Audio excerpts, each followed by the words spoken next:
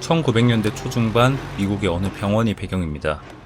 한 소녀가 팔이 다쳐서 입원해 있습니다. 이 소녀의 이름은 알렉산드리아. 병원을 돌아다니다 로이라는 남자를 만나는데요.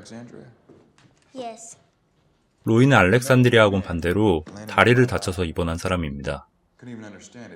로이는 뜬금없이 알렉산드리아한테 너의 이름이 알렉산더 대왕에서 유래한 걸 아냐면서 말을 걸기 시작합니다. 조금 뜬금없긴 한데 근데 사람이 원래 어떤 이야기라도 듣고 나면 끝을 봐야 되는 그런 심리가 있잖아요. 로이는 길을 잃고 죽어가는 상황에서 부하들의 편지를 기다리는 알렉산더 대왕 이야기를 꺼냅니다. 이제 여기서부터 이 영화가 액자식 구조로 진행되는데요. 추락사고로 병원에 입원한 두 사람의 외부 이야기 덕폴과 그들이 그리는 내부의 이야기 오디어스와 환상의 문으로 액자가 이루어져 있습니다. 원래 알렉산더 대왕 이야기로 시작했지만 로이가 진료를 받아야 돼서 이야기가 끊기고 다음 날부터 로이가 새로운 이야기를 들려주는데 그게 바로 오디어스와 환상의 문입니다. 내부 이야기의 줄거리는 이렇습니다. 어느 외딴 섬에 오디어스를 죽이려는 5 남자가 모여 있습니다. 자신의 형제를 죽인 오디어스에게 복수를 하려는 노예 벤가, 자신의 아내를 납치하고 결국 죽게 만든 오디어스에게 복수를 하려는 인디언, 폭발 전문가 루이지, 전설의 나비 아메리카나 엑조티카를 찾기 위해 자신의 원숭이인 월레스와 함께 동행하는 자연주의자 찰스 다윈, 그리고 동생의 복수를 다짐하는 블랙 밴디트입니다. 근데 이들이 시작하자마자 섬에 갇혔는데 여길 어떻게 빠져나오냐?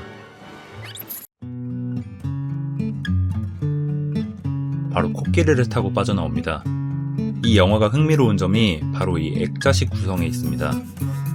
외부 이야기 자체가 어린 소녀에게 들려주는 일종의 동화 같은 거니까 어떤 판타지든 어떤 미장센이든 다 때려 박을 수가 있거든요. 상상력이 총동원되는 겁니다. 근데 또 이게 단지 개연성 없는 판타지인 것만 아닙니다. 일단 이야기를 계속 따라가 볼까요? 섬을 탈출하자마자 주인공들을 길막하는 원주민을 만납니다. 자신이 살던 이곳은 원래 새들과 숲이 가득한 초원이었는데 오디어스가 다 망치고 가버렸다며 이 원주민도 일행에 합류합니다. 미스틱이라 불리는 이 사람은 의사소통은 안 되지만 초인적인 힘을 가진 인물인데요. 이 6사람이 힘을 합쳐서 오디어스가 있는 성에 공격을 개시합니다.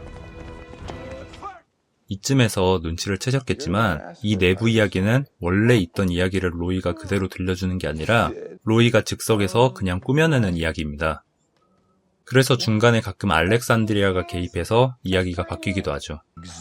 아까 말씀드렸던 찰스 다윈의 나비, 그것도 알렉산드리아가 나비가 좋겠다고 해서 나비로 결정된 겁니다. 거꾸로 로이가 알렉산드리아를 붙잡고 이런 얘기를 굳이 해주는 데는 분명 어딘가 다른 목적이 있다는 것이겠죠.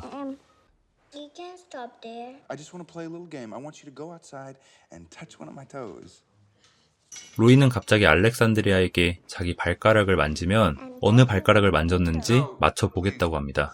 알렉산드리아는 처음에 새끼 발가락을 짚었는데 로이는 엄지라고 대답하죠. 그래도 착한 알렉산드리아는 그 대답에 바로 엄지를 고쳐 잡으며 로이가 맞았다고 말합니다. 알렉산드리아의 귀여움을 보여주는 장면이기도 한데 더 중요한 건 로이가 발의 감각을 잃을 정도로 부상이 꽤 심하다는 것을 보여주는 장면입니다. 그러면 여기서 잠깐 로이에 대해 설명을 하고 넘어가겠습니다. 로이는 사실 영화 쪽에서 일하는 스턴트 배우였습니다. 그런데 촬영을 하다가 부상을 당해서 하반신을 심하게 다친 건 물론이고 척추까지 손상을 입어서 하반신이 마비가 된 상태입니다. 스턴트 배우로서 하반신의 마비는 사망 선고나 다름없겠죠. 게다가 이 부상으로 인해 자신이 사랑하던 연인도 곁을 떠났고 현재는 병원에 입원해서 영화 개봉을 앞둔 관계자들과 고소를 한 해 만에 하는 일까지 벌어졌습니다. 그래서 자신의 발의 감각이 없어졌음을 확인한 로이는 낙담을 할 수밖에 없던 것이죠. 이러한 로이의 좌절이 내부 이야기에 고스란히 스며들어 블랙 밴디트의 동생 블루 밴디트가 갑자기 죽는 전개로 이어지기도 합니다. 로이는 모르핀이라는 약을 몰래 가져오면 이후 이야기를 더 해주겠다고 말합니다. 모르핀은 마약성 진통제로서 과다 복용 시 죽음에 이르게 되는 약입니다. 알렉산드리아는 결국 모르핀을 가져오고 로이는 그걸 한 번에 다 먹습니다. 그리고 잠들기 전까지 내부 이야기를 계속하기로 하죠. 일행은 사막에서 오디어스의 마차가 지나가는 것을 보게 됩니다. 그들은 힘을 합쳐 거기에 있던 노예들을 다 풀어주고 마차 안에 있는 사람을 죽이려고 기다리는데 그 마차에서 나온 사람은 아이랑 여자뿐이었습니다. 그들은 총을 거두고 여자를 밴디트의 궁전으로 데리고 옵니다. 아이는 왜 버려졌을까요? 이 여자가 실은 오디어스의 약혼자라는 것을 알게 된 일행은 이 여자를 죽이려고 합니다. 묶어놓고 총을 쐈는데 우연히 총알이 목걸이에 박혀버렸고 운명의 사랑이 뭐 어쩌고 저쩌고 하면서 둘이 결혼을 한답니다.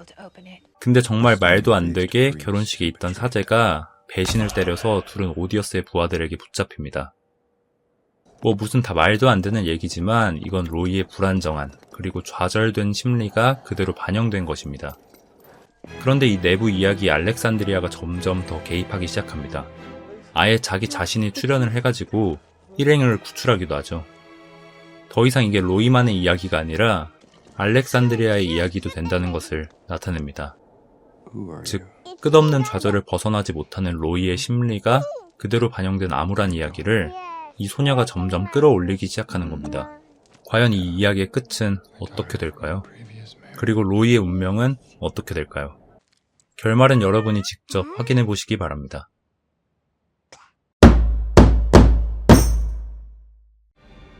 사실 이 영화는 서사가 특출나진 않습니다. 방금 이야기를 듣고 이게 뭐야 싶으신 분들도 있고 저도 스토리만 나열을 해보니까 좀 허무하기도 한데요. 근데 이 영화의 특징은 이러한 이야기보다 이야기를 실어 나르는 독특한 액자식 구성과 이걸 통해 말하고자 하는 감독의 메시지에 있습니다.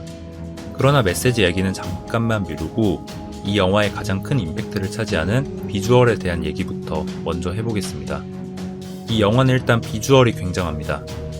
영화에서 보여주는 이미지들이 어딘가 생경하고 초현실주의적인 느낌을 갖는데요. 사실 이 영화는 메인 포스터부터 살바도르 달리의 그림에서 따온 것입니다. 그런데 이러한 많은 초현실주의적인 장면이 CG가 아닌 실제 소품이 동원된 것이며 무엇보다 로케이션 자체가 실제 지구상에 존재하는 장소들이란 게 놀라운데요. 이 장소를 담아내기 위해 4년간 28개국을 돌아다녔다고 합니다. 감독인 타샘싱은 원래 CF 감독으로 일하면서 지구상에 존재하는 예쁜 장소들을 굉장히 많이 들러봤다고 합니다. 실제 장소를 답사해본 경험과 CF 감독으로서의 미술적 감각이 더폴 특유의 색감을 자아내는데요. 화려한 원색의 색감이 서로 상부적으로 작용하여 동양적이기도 하고 때론 서양적이기도 하고 어쨌든 굉장히 판타지에 걸맞는 비주얼을 나타냅니다. 마지막으로 이 영화의 메시지에 대해서 얘기하고 마무리 짓겠습니다. 이 영화의 메시지는 영화의 오프닝과 엔딩에 집중되어 있습니다. 우선 오프닝을 보시면 배경에 베토벤의 교향곡 7번 2악장이 깔리면서 슬로우 모션으로 진행됩니다. 기찻길에 기차가 멈춰 있고 그 밑에는 어떤 남자가 강에 빠져 있습니다.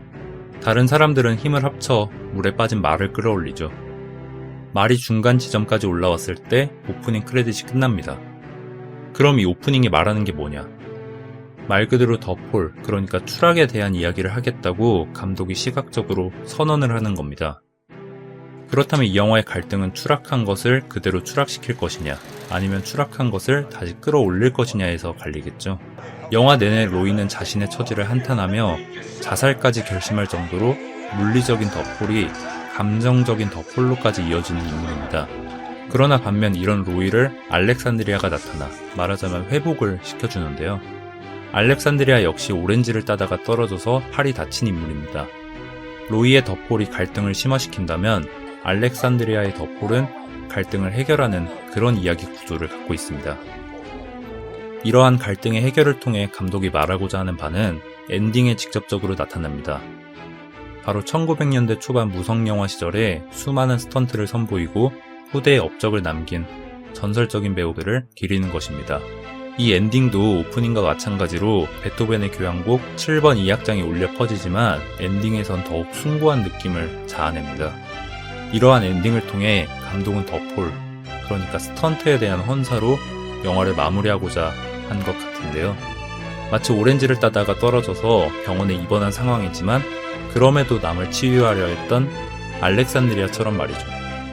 제 리뷰뿐만 아니라 여러분도 더 폴, 오디어스와 환상의 문을 감상해보시고 독특한 매력을 느껴보시기 바랍니다.